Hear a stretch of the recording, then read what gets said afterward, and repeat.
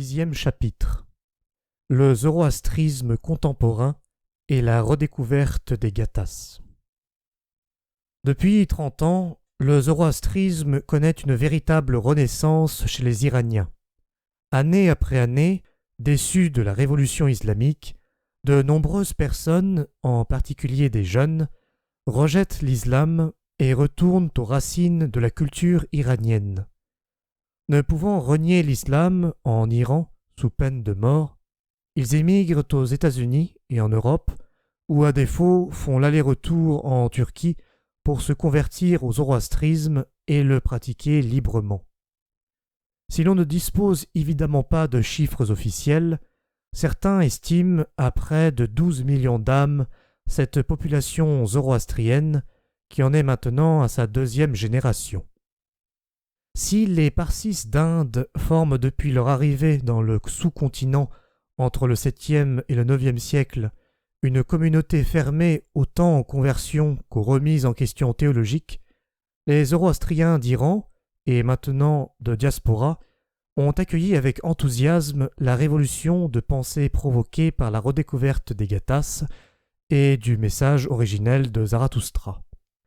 Ce néo-zoroastrisme, qui entend revenir aux sources du monothéisme, ne conserve de l'Avesta sassanide et parsi que les parties qui s'avèrent conformes à l'esprit des Gathas. Il a également profondément réformé ses pratiques rituelles.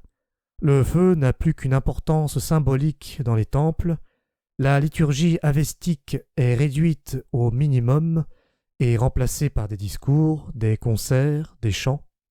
Les deux seuls véritables rituels codifiés, donc, sont la conversion et le mariage. En effet, la plupart des convertis qui étaient déjà mariés manifestent le désir de contracter un nouveau mariage conforme à leur nouvelle foi.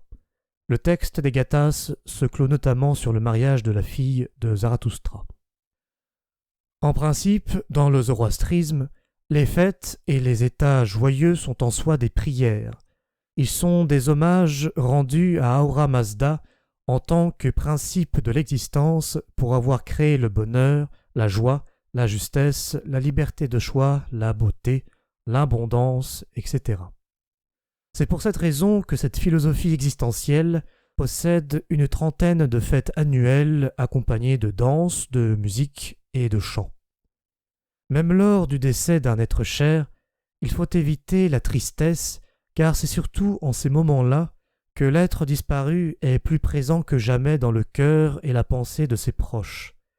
De leur tristesse, il sera triste, et de leur joie, il sera heureux.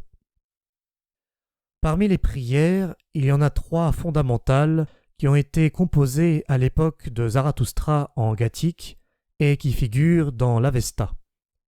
Ces prières peuvent être récitées à chaque moment et en tout lieu. Face à un sublime coucher de soleil, dans une jolie prairie fleurie, devant un feu, dans différentes occasions telles que le mariage, un anniversaire ou une initiation au zoroastrisme, pour le couronnement d'un succès, etc. Il n'y a aucune règle sur le déroulement ou la durée de ces prières ou hommages. Selon l'humeur de la personne, elles peuvent être dites en silence ou à voix basse, avec ou sans rythme, avec ou sans musique. Elles célèbrent la justesse, la liberté de choix et la justice, et sont entre autres récitées au commencement des rituels dans les temples contemporains. En voici quelques exemples. Hachem Vuhu, hommage à la justesse.